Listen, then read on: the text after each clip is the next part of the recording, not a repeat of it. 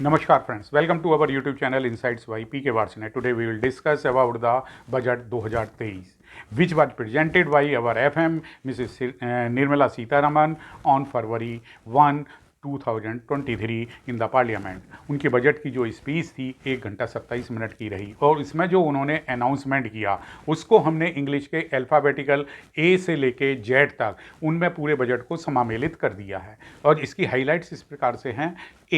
ए में सबसे पहले आर्टिफिशियल इंटेलिजेंस, इसके लिए बजट में 3 सेंटर ऑफ एक्सीलेंस के फॉर्मेशन का गठन किया जाएगा और इसका प्रोविज़न किया गया है। बी, भारत श्री योजना in the first phase of this scheme Bharat Shri repository 1 lakh पुरातन अभिलेखों के डिजिटलीकरण के लिए डिजिटल एपिग्राफी म्यूजियम में Indian share repository of inscription में को लॉन्च किया जाएगा।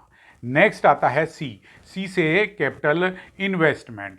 इसमें 33% की रिकॉर्ड ग्रोथ के साथ इसे 10 लाख करोड़ रुपए करने की घोषणा की गई है और यह कुल जीडीपी का 3.3% है। डी में डाटा प्रोसेसिंग सेंटर, यानी एक डाटा प्रोसेसिंग सेंटर क्रिएट किया जाएगा जो परमानेंट एंड एडमिनिस्ट्रेटिव कार्यों को तेज़ी से कंडक्ट करेगा और ईज़ ऑफ लाइफ की दिशा में एक माइलस्टोन बनेगा। ई में बजट में एकलव्य मॉडल स्कूल, इसकी तर्ज पर इसका लार्ज स्केल पर एक्सपेंशन किया जाएगा। इसके तहत इन रेजिडेंशियल स्कूलों में के लिए 38,000 से अधिक टीचर्स और अदर पर्सनल की रिक्रूटमेंट की जाएगी।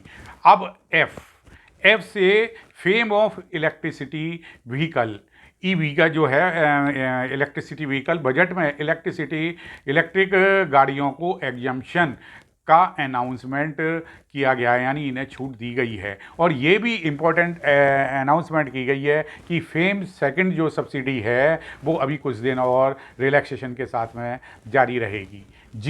जी पर गोवर्धन योजना अनाउंसमेंट, नई अंडर दिस योजना 10,000 करोड़ रुपए के खर्च से 500 न्यू वेस्ट जनरेटिंग प्लांट्स की स्थापना की जाएगी। नेक्स्ट एच में हाउसिंग, पीएमएवाई के अंदर ए मेजर एलोकेशन किया गया है 78,000 करोड़ रुपए का और वो 78,000 रुपये करोड़ के जो है पीएमएवाई स्कीम में खर्च किए जाएंगे।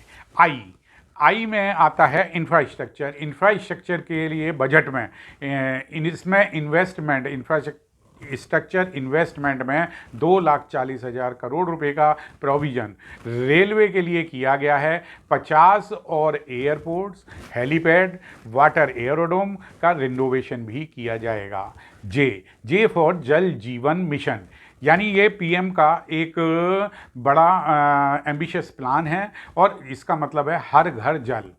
तो अंडर दिस प्लान जो है 70,000 करोड़ रुपए has been announce in the budget. के है Karmayogi mission, expansion of mission Karmayogi में गवर्नमेंट एम्प्लॉयज़ को बदलते समय के साथ में एफिशिएंट बनाने का भी ऐलान किया गया है और इस पर करीब जो है 500 करोड़ रुपए एलोकेट किया गया है। एल से लाइब्रेरी, तो लाइब्रेरी इसमें क्या है, नेशनल लेवल पर एक डिजिटल लाइब्रेरी बनाई जाएगी।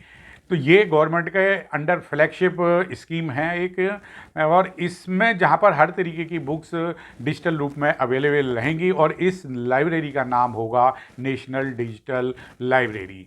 एम है मिष्टी योजना में हमारे एफएम ने बजट में देश में कोस्टल एरिया यानी समुद्र तटीय इलाकों में मैंग्रोव जो होता है उसको प्रिजर्व करने के लिए मिष्टी योजना को लॉन्च करने का अनाउंसमेंट किया है। एन है नर्सिंग कॉलेज, एक big announcement for this in the budget कि देश में 157 के करीब जो है मेडिकल कॉलेज के साथ में नर्सिंग कॉलेज भी खोले जाएंगे and private investment in the medical sector will also be encouraged.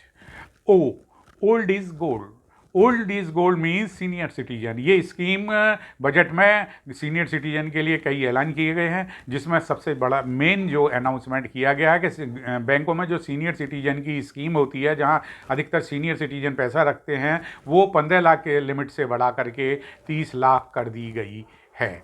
P है पीएम परिणाम, यानी कृषि प्रबंधन योजना, यानी पीएम परिणाम का मतलब है किसानों के फायदे की बात। और इसमें अल्टरनेटिव फर्टिलाइजर्स को प्रमोट करने के लिए स्टेट्स को जो है एनकरेज किया जाएगा। अब now comes on the Q पर है क्वालिटी ऑफ लाइफ। बजट में एफएम ने कहा है कि गवर्नमेंट के लिए काफ़ी इम्पोर्टेंट है और 2014 से ही क्वालिटी ऑफ लाइफ पर है जोर दिया जा रहा है। एंड इसके अनुसार जो है पर कैपिटा इनकम भी डबल हो गई है। आर रिन्यूएबल एनर्जी एवोकेशन, यानी रिन्यूएबल एनर्जी का मतलब हुआ that energy can be created.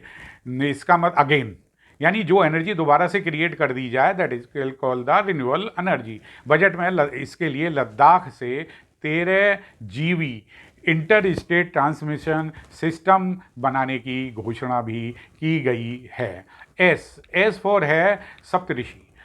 Budget जो है सप्तऋषि पर बेस्ड है। ये बात एफएम ने अपने बजट के भाषण में कही है और जो देश के डेवलपमेंट में के डायरेक्शन में देंगे।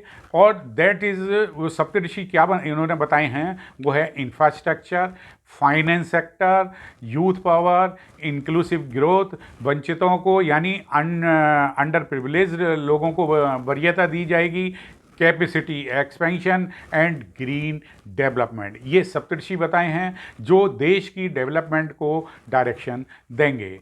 टी फॉर है टीचर्स ट्रेनिंग।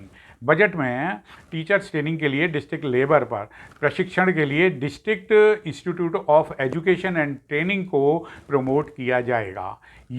यू है यूनिटी मॉल। बजट में कहा गया है कि सभी state one district one product वाले ODOP स्कीम की GI और हैंडीक्राफ्ट प्रोडक्ट्स को प्रमोट करने के लिए और उनकी सेल को यूनिटी के लिए यूनिटी मॉल शुरू किए जाएंगे।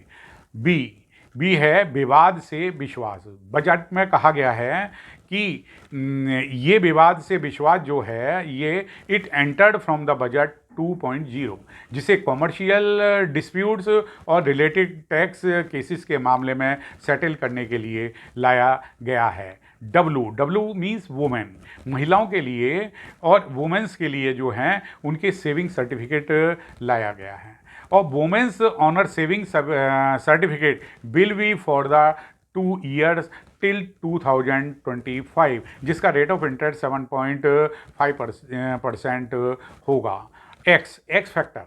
अब सभी लोग विश्वास ये रहते हैं कि जब बजट आया, बजट का एक्स फैक्टर क्या रहा, यानी हाईलाइट्स बजट की क्या रही है। तो X factor of this year budget that the announcement of in the income tax. हाल के दिनों में बिगेस्ट रिफॉर्म करते हुए न्यू टैक्स सिस्टम में 7 लाख रुपए तक की इनकम को टैक्स फ्री कर दिया गया। ये सबसे बड़ा एक्स फैक्टर इस बजट का रहा है। वाई यूथ के लिए स्किल। बजट में बताया गया है कि स्किल्ड यूथ को इंटरनेशनल अपॉर्चुनिटी दिलाने के लिए 30 स्किल्ड इंडिया इंटरनेशनल सेंटर बनाए जाएंगे। The aim is to prepare the youths for the jobs. Z है जनरेशन।